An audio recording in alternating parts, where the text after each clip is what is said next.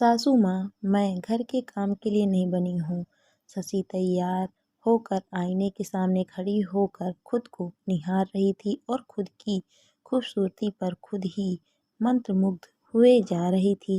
भगवान ने उसे बनाया भी कितना सुंदर है। श्वेत रंग, काले घने बाल, छरहरी काया, ऊपर से मृगनयनी जैसे हर किसी को मोह ले। कॉलेज में तो हर कोई उसके आगे पीछे घूमता था, पर इस घर में उसकी खूबसूरती की बिल्कुल भी कद्र नहीं। बस जब देखो काम काम और काम। इतने में बाहर से सासू माँ शिमला जी की आवाज़ आई, शशि बहू कहाँ हो तुम? यहाँ बाहर सबके काम पर जाने का वक्त हो गया है और तुम हो कि अब तक कमरे से बाहर नहीं आई। जल्दी आओ और सबको नाश्ता परोसो। बस इन्हीं की कमी थी। बड़े बिजनेस करने जा रहे हैं ये लोग, जाकर खेती बाड़ी ही तो करनी है और उठाना क्या है, गाय का गोबर। उसके लिए इतना शोर मचा रही हैं। खूबसूरती के साथ भगवान थोड़ी किस्मत भी दे देता तो क्या बिगड़ जाता। बाबा ने पता नहीं क्या सोचकर मेरी शादी इस घर में कर दी।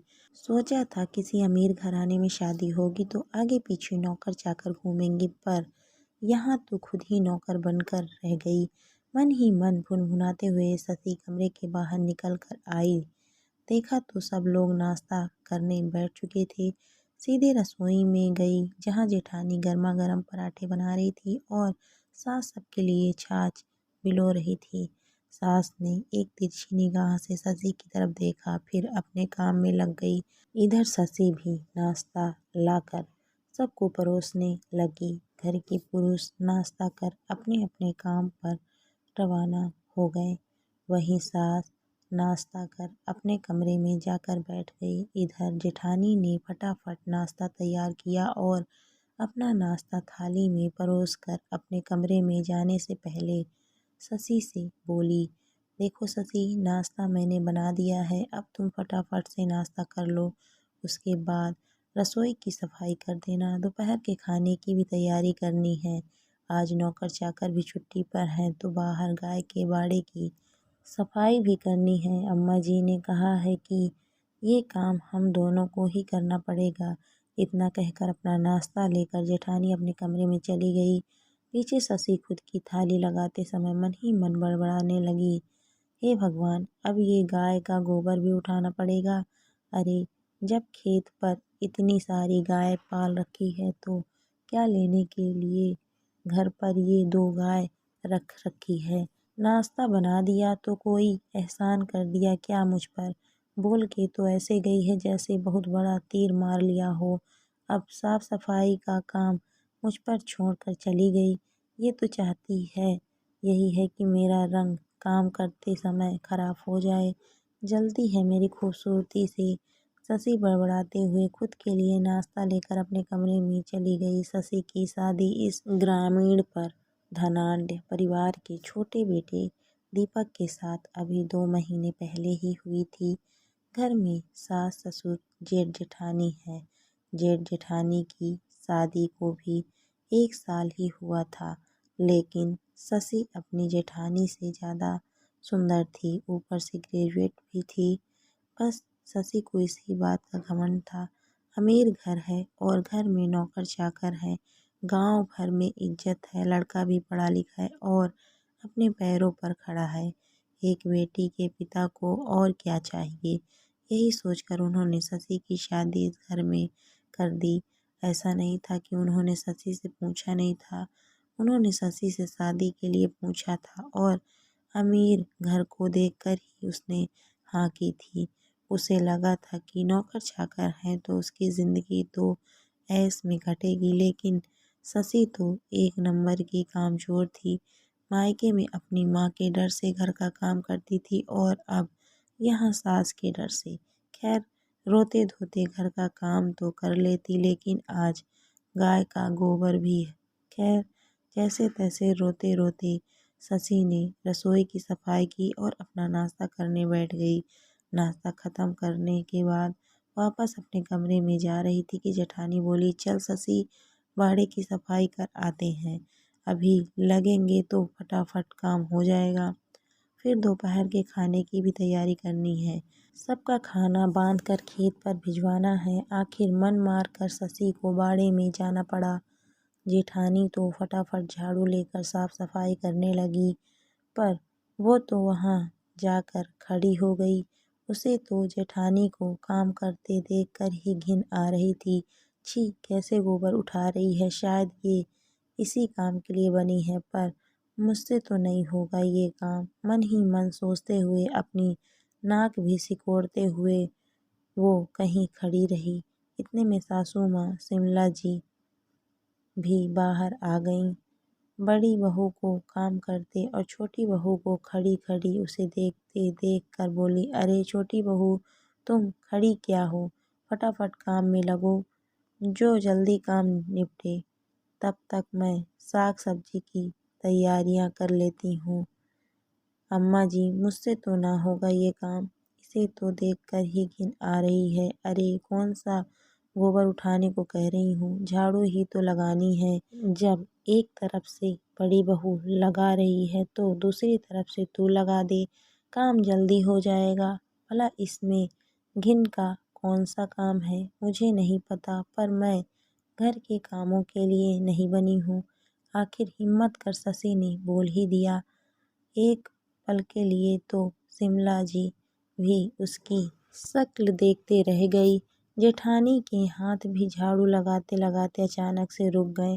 तभी शिमला जी बोली, अच्छा तो फिर किस काम के लिए बनी है तू? ऐसो आराम के लिए बनी हूँ मैं, आपके इन गायों के गोबर को उठाने के लिए नहीं। अगर यही सब करवाना था तो कोई जेठानी जी जैसी ले आते, मुझसे तो नहीं होता ये सब काम। शशि बेशर्मी के साथ सब कुछ बोल गई। ओहो, बड़ी आई ऐसो आराम वाली, तुम बहू हो और मैं सास, फिर भी मैं आज तक घर का काम करती हूँ, और घर में रहना है तो घर का काम भी करना ही पड़ेगा। शिमला जी ने उसे डांटते हुए बोली, आप कुछ भी कहो सासू माँ, हमसे तो घर का काम नहीं होगा, कहकर शशि अंदर चली गई। जेठानी ने सासू माँ की तरफ देखा, इस तरह से देखा जैसे कह रही हो, क्या मैं अकेले ही काम करूँगी? शिमला जी को तो समझ में ही नहीं आया कि क्या करे। एक बहू के पीछे दूसरी बहू भी बगावत कर देगी तो घर के टुकड़े होना लाजमी है। ऐसे में बड़ों को समझदारी रखनी ही पड़ेगी। उन्होंने बड़ी बहू से कहा, बहू ये सफाई रहने दे, पहले दोपहर के खाने की तैयारी करवा दे। इस छोटी बहू का क्या करना है वो मैं फिर देखती हूँ। शिमला जी की बात मानकर बड़ी बहू ने झाड़ू वहीं रख दी और पहले रसोई में आ गई। दोनों सास बहू ने मिलकर रसोई तैयार की और खाना पैक करके खेत में भिजवा दिया। लेकिन इस दौरान शशि एक बार भी बाहर नहीं आई। दोपहर में भी रसोई में वो सिर्फ अपना खाना लेने आई थी। अपना खाना लेकर वो चुपचाप अपने कमरे में चली गई। शशि मन ही मन खुश हो रही थी।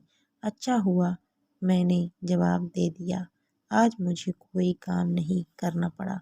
और इधर शिमला जी सोच रही थी कि छोटी बहू कामचोर है, काम से जी चुराती है, उसको सबक सिखाना ही पड़ेगा, वरना मेरे घर में महाभारत शुरू हो जाएगी।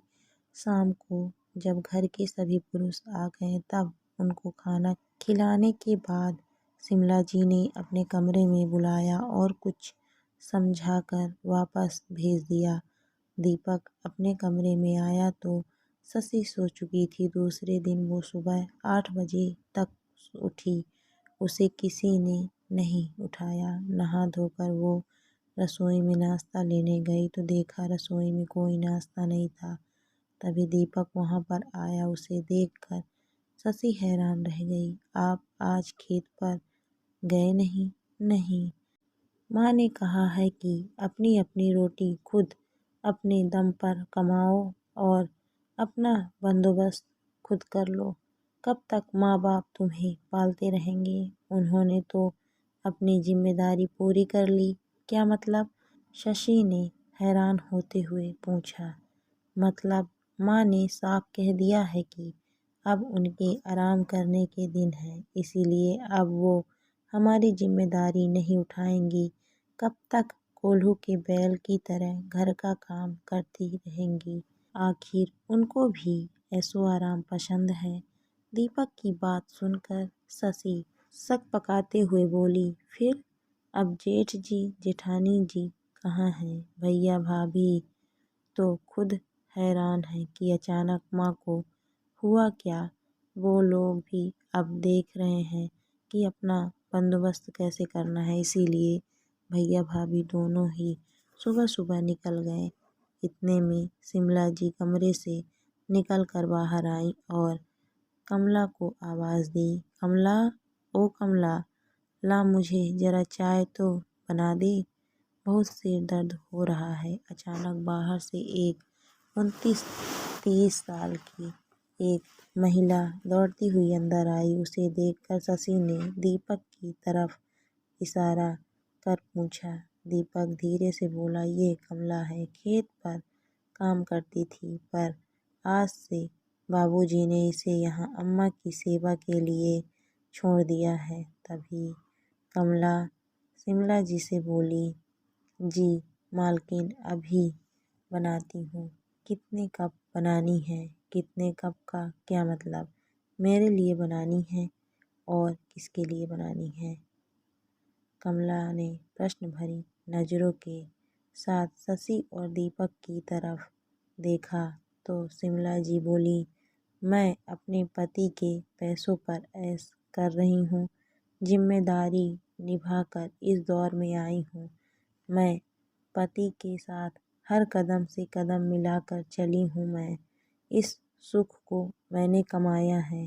जिन्हें ऐशो आराम की ज़िंदगी जीने का शौक़ है, अपने दम पर जियो, माँ बाप के दम पर नहीं, और अपना ऐशो आराम खुद कमाओ। शिमला जी के ऐसा कहते ही शशि को कल की बात याद आ गई। उसे समझते देर नहीं लगी कि शिमला जी ऐसा क्यों कर रही हैं, पर उसके पैरों तले ज़मीन तो ये सुनकर खिसक गई कि अभी अगर दीपक परिवार से अलग हो गया तो अभी तो उसके पास खुद के ही ठिकाने नहीं हैं। वो भला उसे कहाँ रखेगा? किराए का घर, 2 वक्त की रोटी, घर का काम, ये सब चीज़ें उसके दिमाग में घूमने लगी। यहाँ काम से काम, सब कुछ समय पर तो मिल रहा है, पता नहीं वहाँ मिल भी पाएगा या नहीं। सोचते सोचते उसने शिमला जी से कहा, सासू माँ, आप भी कौन सी बात को दिल पर लगा कर बैठ गई हो? मैंने घर को अलग अलग करने को थोड़ी ना कहा था। अच्छा, तूने नहीं कहा था कि तू ऐशो आराम के लिए बनी है, घर के कामों के लिए नहीं? शिमला जी आंखें बड़ी करती हुई बोली, सासू माँ, वो तो मैंने गोबर उठाने से इनकार किया था, क्योंकि गोबर उठाने में घिन आती है। घर के काम तो मैं जैसे तैसे कर ही लेती हूँ ना, तो भला इसके लिए आप अपने बेटों को अपने से अलग क्यों कर रही हो? परिवार तो एक साथ ही अच्छा लगता है। शशि ने कहा तो शिमला जी ने कहा, पर बहू, तुझसे तो काम होते नहीं हैं, फिर भला परिवार में एक साथ कैसे रहेगी? सासू माँ, मैं घर का काम तो कर ही लेती हूँ ना, आप भी मेरी एक ही बात को पकड़ कर बैठ गई। क्या छोटा समझकर मेरी बात को माफ़ नहीं कर सकते?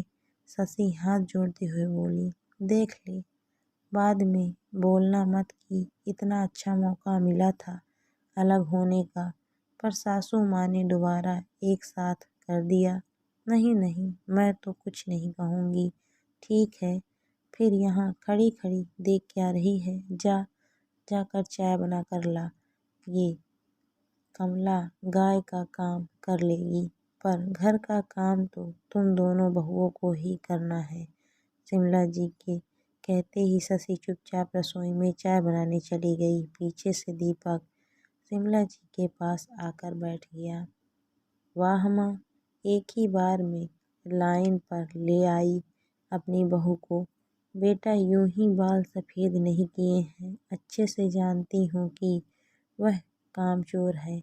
काम निकलवाने के तरीके सब आते हैं मुझे।